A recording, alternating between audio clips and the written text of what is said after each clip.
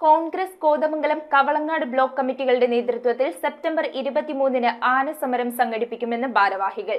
വന്യമൃഗശല്യം രൂക്ഷമായിട്ടും എംഎൽഎയും LDF സർക്കാരും യാതൊരു നടപടിയും സ്വീകരിക്കാത്തതിൽ പ്രതിഷേധിച്ചാണ് പ്രവർത്തകർ കോതമംഗലം ഡിഎഫ്ഒ ഓഫീസിലേക്ക് സമരം സംഘടിപ്പിക്കുന്നത്.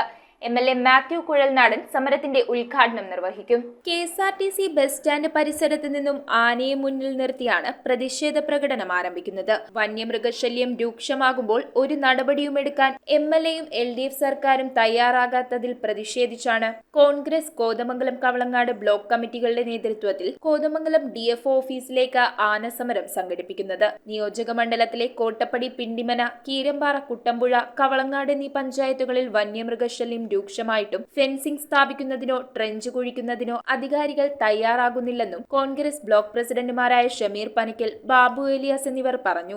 കഴിഞ്ഞ കുറെ വർഷങ്ങളായിട്ട് ഈ നിയോജക മണ്ഡലം അഭിമുഖീകരിക്കുന്ന ഏറ്റവും വലിയ പ്രതിസന്ധി എന്ന് പറയുന്നത് രൂക്ഷമായ വന്യമൃഗ ശല്യമാണ്. ഇപ്പോൾ 23-ാം തീയതി തിങ്കളാഴ്ച ഞങ്ങൾ കോതമംഗലം ഡിഎഫ്ഒ ഓഫീസിന് മുമ്പിലേക്ക് ഒരു വലിയ ജനകീയ പ്രതിഷേധം സംഘടിപ്പിച്ചിരിക്കുകയാണ്. രാവിലെ 10 മണിക്ക് കെഎസ്ആർടിസി ബസ് സ്റ്റാൻഡ് പരിസരത്ത് നിന്ന് ഞങ്ങളൊരു ആനയെ മുൻനിർത്തിക്കൊണ്ട് ഡിഎഫ്ഒ ഓഫീസിന് മുന്നിലേക്ക് ഒരു പ്രതിഷേധ പരിപാടി സംഘടിപ്പിച്ചിട്ടുണ്ട്. അത് ഉദ്ഘാടനം ചെയ്യുന്നതിന് ബഹുമാനായ മൂവാറ്റുപുഴ എംഎൽഎ അഡ്വക്കേറ്റ് മാത്യു കുഴൽനാടനാണ് എത്തുന്നത്. ഈ നിയോജക മണ്ഡലത്തിലെ വന്യമൃഗശല്യത്തിന് ഇരയായിട്ടുള്ള അതുമായി ബന്ധപ്പെട്ടുള്ള മുഴുവൻ ജനസമൂഹത്തിൻ്റെയും പിന്തുണയോട് കൂടിയിട്ടാണ് ഞങ്ങൾ ഈ സമരം സംഘടിപ്പിച്ചിട്ടുള്ളത്.